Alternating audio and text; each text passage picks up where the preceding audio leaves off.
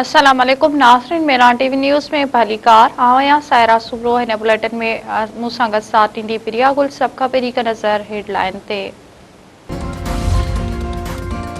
अमरीका पारां ईरान ते अॼु राति हिकु भेरो ॿीहर इंतिहाई सख़्त हमला करण जो ऐलान। तेल जे अहम ज़ख़ीरे तौरु शोहरत रखंदड़ खारग ॿेट ते बि कब्ज़े जी धमकी। अमरीकी सदर डोनाल्ड ट्रम्प चयो आहे त अॼु राति ईरान ते इंतिहाई ताक़तवर हमलो करण वञूं पिया।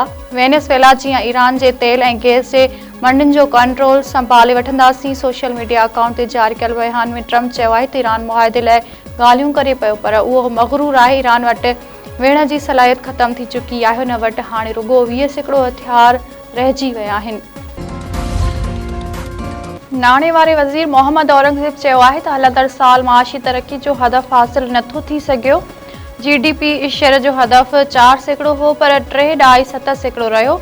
सनअती तरक़ी जा हदफ़ बि हासिल न थी सघिया। आलमी सतह ते गैर यकीनी वारी सूरत हाल तरक़ी खे दचको रहियो। विच ओभर सूरत हाल पैदा न थिए हा त GDP शहर 4% खां मथे वञे हा। चौमासी जे बरसातुनि सां मईशत मुतासिर थी। इस्लामाबाद में इक़्तिसादी सर्वे पेश कंदे नाणे वारे वज़ीर वधीक चयो आहे त हुकूमत बहराननि खे मुंहुं ॾेई कामयाब थी रही आहे। अंदरिन ऐं ॿाहिरिन चैलेंजिस बावजूदि मुल्की मईशत बहितर थी रही आहे।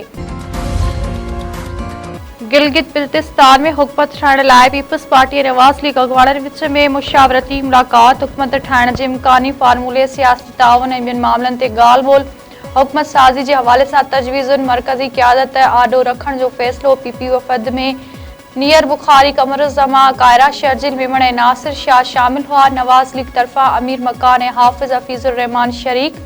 PP वफ़द जो चवणु आहे त गिलगित बिल्तिस्तान जे अवाम पीपल्स पार्टी खे मैंडेट ॾिनो आहे।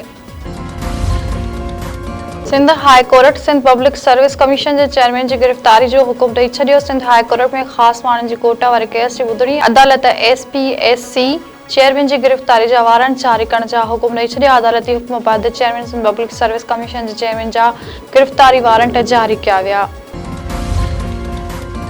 सीडा चेयरमैन सिंध में पाणी जी शदीद खोट जो ज़िम्मेवार इरसा खे करार ॾेई छॾियो। इरसा चेयरमैन खे हटाइण जो मुतालबो सीडा जे चेयरमैन कबूल मोहम्मद खटियाण चयो आहे त इरसा अख़्तियारनि जे बद इंतज़ामिया जे करे सिंध 45 पाणी जी खोट खे मुंहुं ॾेई रही आहे। सारियुनि जी पोखाई जी सीज़न हुजण बावजूदि पाणी न ॾेई ज़्यादती कई पई वञे। इरसा अख़्तियारनि जी नाअहली ऐं बद इंतज़ामिया सबबि सिंध जे ज़रई मईशत जो ॾेवालो निकिरी रहियो आहे। मांजंद वेझो पोरिय जे घर खे बाहि 2 मासूम ॿार सड़ी फौत। लाखा जे कचे में कखा ऐं घरनि अंदरि चुल्ह जी चिणग मां बाहि भड़की उथी। 3 वरियनि जो सूरज ऐं 5 सालनि जो नीतल दास कोहली सड़ी फौत। हिकु नींगरी ज़ख़्मी। वाक़े बैदि वारसनि में मातम बरपा। मुतासिर खमीसो कोहली मौचब मानी पचाइण दौरान संदसि घरवारी जी तबियत ख़राब थी पई। हू खेसि वठी इस्पताल आयो त पोयां घर खे बाहि लॻी वई ऐं ॿार सड़ी फौत थी विया।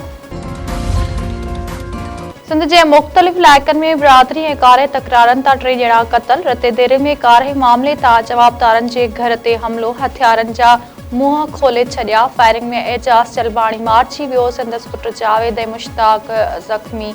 गुडू वेझो हथियारबंदनि जी फायरिंग। नौजवान रहमत अली दोलाणी मज़हारी क़तल।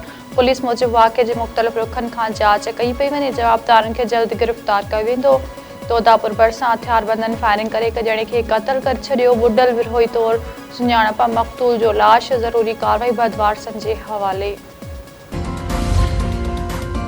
रखण वेझो नीगर पाणी जी खॾ में ॿुॾी फौत थी वियो। ॻोठ गुल हसन शहर में 8 वरियनि जो अली रज़ा शहर खॾ में वेझण दौरान ॿुॾी फौत थी वियो। वारसनि पारां नीगर खे ॿोड़े मारण जो इल्ज़ाम रखण थाणे ते मुख़ालिफ़नि ख़िलाफ़ NC दाख़िल कई वई।